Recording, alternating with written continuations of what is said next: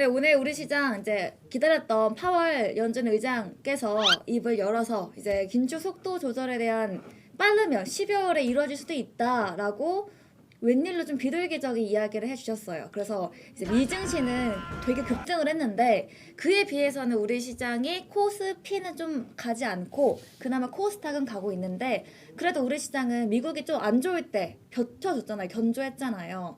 이런 좀 시장 이야기부터 해볼까요?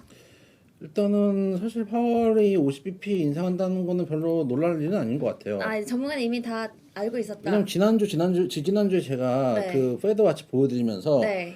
여러분들께 말씀을 미리 드렸던 부분이에요. 그렇죠. 근데 이게 50pp는 알지만 네. 그래도 또 이번에는 50pp인데 내년에 또 속도 안 줄일 거야. 그러니까 이런 식으로 또 하면 이제 시장을 또 걱정을 하는데 이제 조절할 거다 이렇게 나와주니까.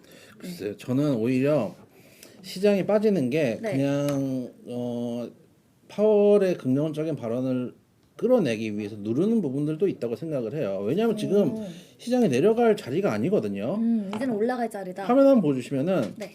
지금 나스닥 제가 지난달부터 계속 보여드렸는데 우리가 일단 우리는 기술주 위주고 반도체 위 중심이기 때문에 나스닥에 많이 이제 연동이 된단 말이에요. 네. 나스닥 보면 제가 계속 말씀드린 60월봉 빨간색 선 라인이 있잖아요. 이 자리에서 제가 동그라미도 지난번에 쳐놨네요. 네.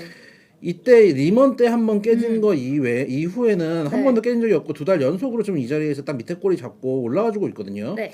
그러면 이 자리에서는 죽는 자리는 아니에요. 죽는 자리가 아닌데 개인들은 계속 던지고 있어요. 이게 지금 가장 큰 문제인 것 같아요. 왜냐 지금 어쨌든 우리 개인 투자자를 대상으로 방송을 하는 거 아닙니까? 그쵸. 근데 지금 개인 투자자가 10월 1일부터 외국인들이 계속 매수를 강하게 들어오고 있는데 네. 10월 1일부터 개인 투자자가 얼마를 던졌냐? 요즘 이제 주식시장이 되게 개인 투자자들이 긍정적이라고 생각하시는 분들도 많이 있지만 지금 10월 1일부터 개인 투자자가 7조 1,200억 던졌어요. 외국인이 7조 2천억 샀어요. 기관은 아직도 나가고 그쵸. 들어오셨네요. 제가 계속 말씀드린 것처럼 외국인하고 기관이 있잖아요. 그럼 주도권 싸움을 하고 있는 거라니까 그쵸. 개인하고 네. 코로나 이전에 있던 외국인 놀이터로 만들기 위해서 지금 네. 개인들 털어내는 구간에 있다라고 계속 말씀을 드렸고 실제로 수급이 그걸 보여주고 있는 상황이에요. 네. 이렇게 되면은 지난주에도 매주 이제 같은 말씀을 드리는 것 같은데 개인들이 지금 여러분들 일찍 주식을 정리를 할 이유가 없는 게 외국인이 지금 7조 원을 넘게 샀잖아요. 네. 7조 원을 넘게 샀는데 지금 안에 7조 원씩 던져요. 누가 받을 거예요, 이거? 개인 여러분 돈 많으세요? 받을 주체가 없어요.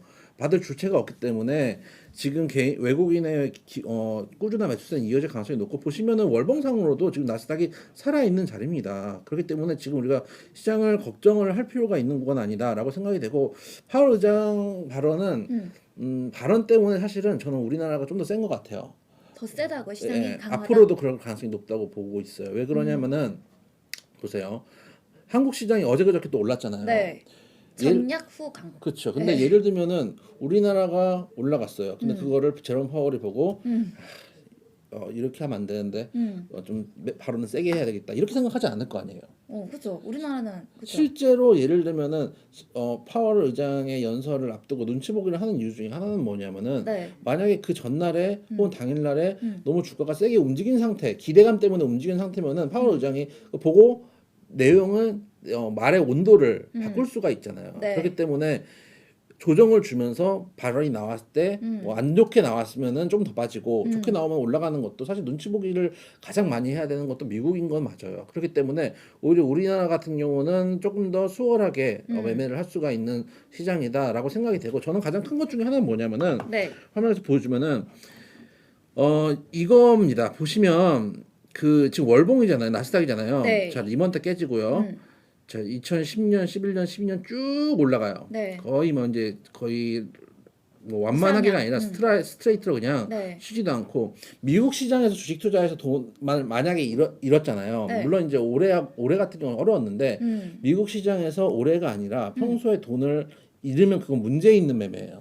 그럼 그 정도로 미국 시장은 웬만하면 다 수익이 난다는 거예요? 왜냐면 지수 5천에 사서 6천에 팔고 6천에 산 사람은 7천에 팔고 7천에 산 사람은 8천에 팔았을 거 아니에요. 그쵸. 꾸준하게 올라갔으니까. 근데 우리나라 같은 경우는 제가 긍정적으로 보는 것 중에 하나는 뭐냐면은 저도 이제 박스피에서 고생을 진짜 많이 해봤는데 네. 예를 들어서 아까 2008년부터 미국 시장은 올라갔는데 우리 시장은 못 올라갔어요. 여기가 미국 네. 시장이 올라갈 때 우리는 박스피를 그렸던 구간. 네. 그러다 보니까 외국인 그 우리나라가 항상 이제 그 저평가돼 있다. 네. 코리안 디스카운트 이런 얘기가 있잖아요. 네. 저는 이 구간 때문이라고 보거든요. 미국이 갈 때 같이 가렸어야 되는데 네, 우리나라는 못 갔어요. 행보했고. 그러다 보니까 오히려 지금 구간이 돼서는 가격 메리트가 있는 구간이라고 생각이 되고 네. 계속 제가 한 2,200대에서 지지 라인 잡고 2,500원 일단 기본적으로 찍는다. 2,500 일단 찍었잖아요. 찍었잖아요. 오늘. 네. 일단 찍고 저는 여기서 산타랠리 지난주에 산타랠리 말씀드렸는데 네. 여기서 무조건 더 간다고 보거든요. 오. 더 가야 돼요. 가게 돼 있어요. 네. 외국인 물량을 안 가면 외국인 물량을 털 수가 없어요. 그렇기 때문에 더 갈 가능성이 높다고 보고 보시면은 지금처럼 장세가 여러 장세가 있어요. 예를 들어서 네. 뭐 역실적 장세 이런 얘기도 하는데 메모장을 한번 제가 노트 써가면서 말씀을 드리면